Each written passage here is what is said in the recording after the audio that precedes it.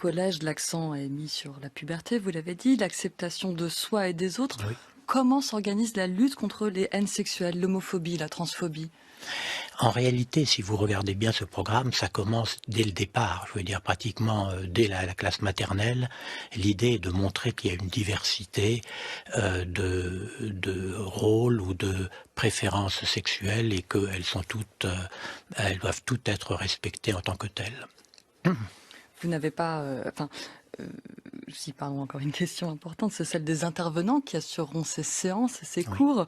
Est-ce que ce sont des associations certifiées? Est-ce que vous ferez rentrer les parents? La circulaire Fontana, je crois, avait prévu de faire rentrer les parents dans l'école. Oui, alors ma réponse est simple. Ça va être vraiment pour l'application, ce sera à la direction générale de l'enseignement scolaire de décider dans le détail. Nous, ce qu'on fait au Conseil supérieur du programme, c'est un projet de programme. Maintenant, ce que vous avez vu, c'est que ce projet de programme suppose que des professeurs de nombreuses disciplines puissent intervenir. La perspective est vraiment interdisciplinaire, et ça, c'est un élément important. Donc, et ce programme, puisque c'est un programme scolaire, s'adresse en priorité, bien sûr, aux enseignants qui doivent le mettre en œuvre.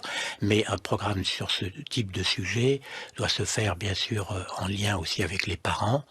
Quant aux associations, s'il y a lieu de faire appel à les associations, il faut qu'elles puissent être effectivement certifiées et qu'elles ne soient pas là pour faire un militantisme d'un côté ou de l'autre.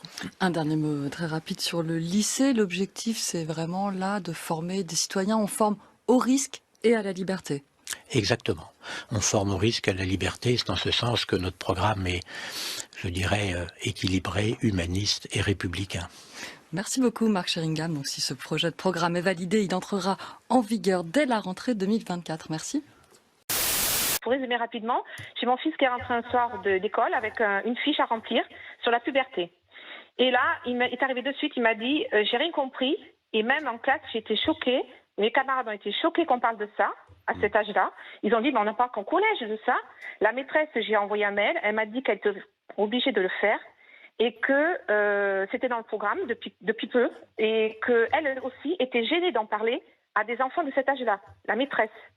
Donc moi, honnêtement, je trouve qu'il faut, c'est pas un âge, et en plus, je pense qu'il y a presque, même limite, il pourrait y avoir un côté pervers, c'est-à-dire que mon fils aurait pu très bien aller sur Internet, taper éjaculation, et se retrouver avec des sites pour adultes, vous voyez, dans la page de recherche.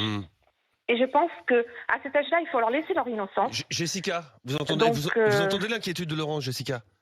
Oui, je l'entends tout à fait. Et j'aimerais lui dire que, comme vous disiez tout à l'heure, dans certaines familles, on n'aborde pas du tout les sujets de la sexualité et de la vie affective. Et vraiment, c'est important de parler de vie affective et sexuelle. Parce que c'est pas simplement parler de la sexualité, justement, comme peuvent le croire certaines personnes. C'est pas du porno. On leur parle de vie affective, de consentement.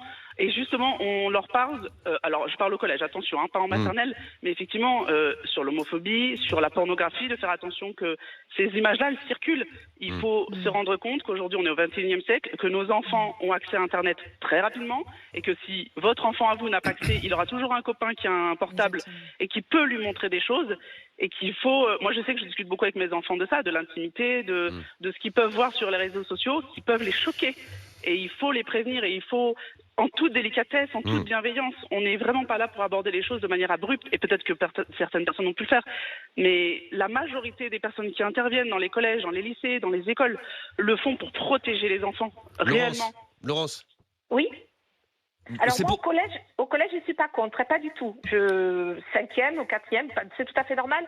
Ils rentrent dans l'âge où il faut leur en parler, et moi je suis ouverte, et j'espère qu'ils m'en parleront, et que je pourrai en discuter avec mes enfants. Mais alors en maternelle et en primaire, mais je suis opposée complètement. Enfin, j'imagine même pas qu'on explique à ma fille de 4 ans même des petites prémices de sexualité. Pour moi, c'est limite, je boycotte la journée de l'école si jamais la maîtresse m'annonce qu'on va parler aujourd'hui de sexualité. Enfin, il faut leur laisser leur innocence.